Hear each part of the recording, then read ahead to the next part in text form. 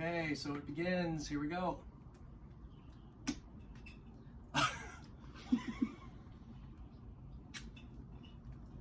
Come on, siphon. Come on, siphon. Woo! We are in flow here. And yes, you might go home with purple fingernails, Mark. Okay, so we're siphoning all of the Aiken Love 2020 Syrah into this jug here, and then the next jug, and then all of the other jugs after that. So we've got a half ton of wine to make today. Woohoo! Yay! Okay, try it out.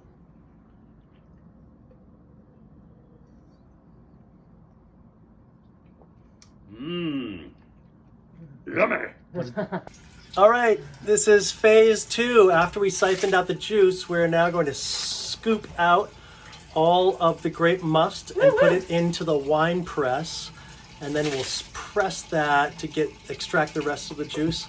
And then as this is filling up, I'm going to put it into the carboy here. Yay!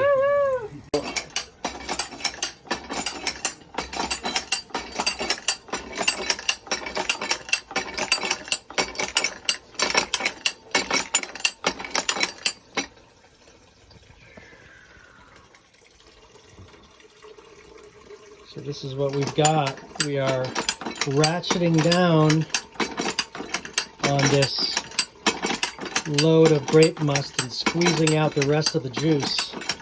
And it all drips down into here. And once we get that, we come over here, pour it in, and it fills up the carboy. Woohoo! Okay, so now we have to get rid of all of the spent must, all these grape bodies. And the way we do it is we take out these pins. 1, 2, 3, 4. This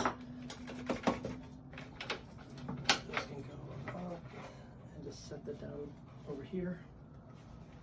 Thanks. Got it. And then we're going to go 1, 2, 3, lift this up and then tip it in. Tell me when you're in a good spot. 1, 2, 3, up. And in. Great. Not too much of a mess. Okay, this is where we scoop the grapes in and get them ready for pressing. So the stuff that comes out without being pressed is called free run, and it's simpler because it doesn't have extra tannins from the skins and the seeds. And the stuff that we press is called press run, and it has more astringency and more complexity. So we keep them separate generally so that we can taste the difference.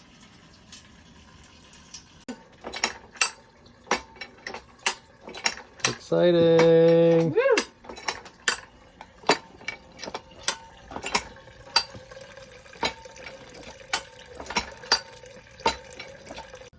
So here is the giant compressed mass of grapes that we're going to now dump into the compost.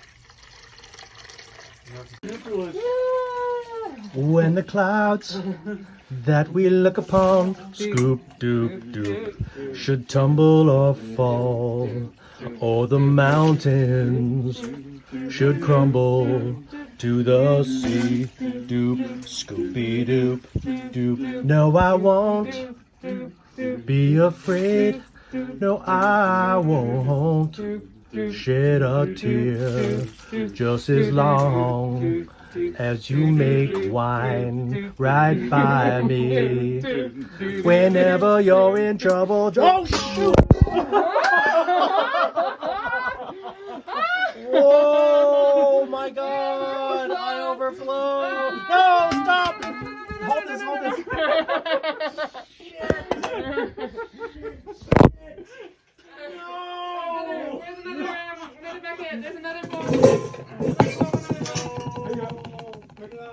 What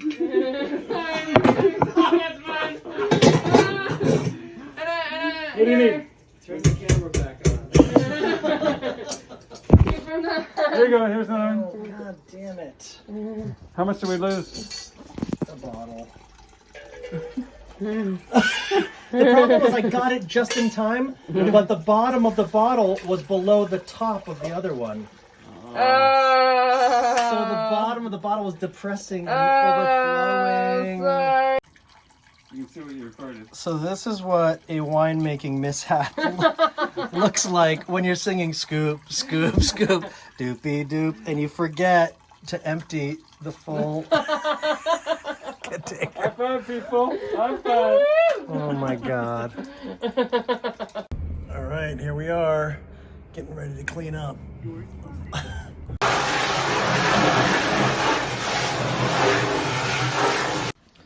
How's the murder scene? Oh, it's ugly. Oh. How's this one? Not bad. Wow, it's so satisfying once it's clean. Although I do look a bit like a drowned sewer rat, but it's the price you pay for good wine.